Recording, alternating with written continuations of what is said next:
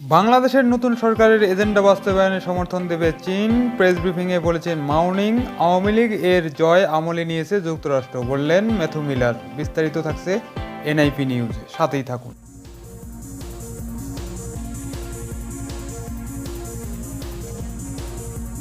বাংলাদেশ নতুন সরকারের রাজনৈতিক এজেন্ডা বাস্তবায়নে আইন অনুযায়ী বাংলাদেশকে সমর্থন দেবে চীন। দেশটির পররাষ্ট্র মন্ত্রণালয়ের মুখপাত্র মাওনিং স্থানীয় সময় আজ মঙ্গলবার বেইজিংয়ে এক প্রেস ব্রিফিংয়ে এ কথা জানান। ঢাকায় চীনা দূতাবাস তাদের ওয়েবসাইটে এ তথ্য প্রকাশ করে। এতে বলা হয়, বেইজিংয়ে পররাষ্ট্র মন্ত্রণালয়ের এক প্রেস ব্রিফিংয়ে বাংলাদেশ নিয়ে এক প্রশ্নের জবাবে চীনের মুখপাত্র এ কথা জানান। ব্রিফিংয়ে এক সাংবাদিক প্রশ্ন করেন, গত 7 জানুয়ারি বাংলাদেশ দ্বাদশ জাতীয় সংসদ নির্বাচন অনুষ্ঠিত হয়েছে। বাংলাদেশ নির্বাচন কমিশনের ঘোষণা অনুযায়ী আওয়ামী লীগ ওই নির্বাচনে বিজয়ী হয়েছে। এ বিষয়ে আপনার মন্তব্য কী? জবাবে চীনের পররাষ্ট্র মন্ত্রণালয়ের মুখপাত্র মাওনিং বলেন, পরিকল্পনা অনুযায়ী দ্বাদশ জাতীয় সংসদ নির্বাচন সফলভাবে অনুষ্ঠিত হওয়ায় চীন বাংলাদেশকে এবং নির্বাচনে জয়ী হওয়ায় আওয়ামী লীগকে অভিনন্দন জানিয়েছে।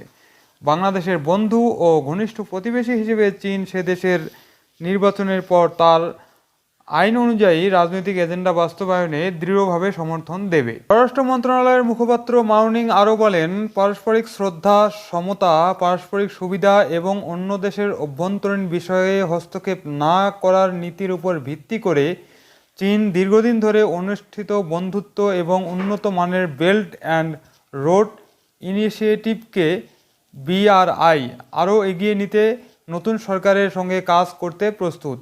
চীন বাংলাদেশ কৌশলগত অংশীদারিকে আরও এগিয়ে নিতে চীন প্রস্তুত আছে। এদিকে মার্কিন যুক্তরাষ্ট্রের পররাষ্ট্র মন্ত্রণালয়ের মুখপাত্র ম্যাথু মিলার জানান, আওয়ামী লীগের জয় আমলে নিয়েছে যুক্তরাষ্ট্র।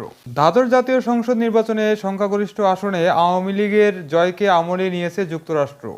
সোমবার রাতে যুক্তরাষ্ট্রের পররাষ্ট্র দপ্তরের মুখপাত্র ম্যাথু মিলার এক বিবৃতিতে এ কথা জানান।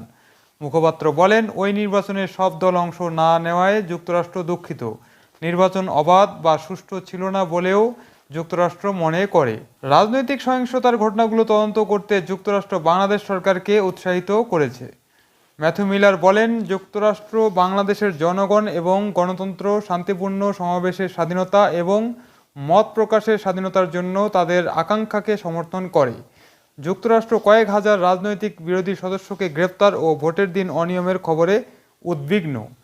ম্যাথু মিলার আরও বলেন, যুক্তরাষ্ট্র নির্বাচনের সময় এবং এর আগের মাসগুলোতে সংঘটিত সহিংসতার নিন্দা জানায়। আমরা বাংলাদেশ সরকারের সহিংসতার রিপোর্ট বিশ্বাসযোগ্যভাবে তদন্ত করতে এবং অপরাধীদের জবাবদিহি করতে উৎসাহিত করি।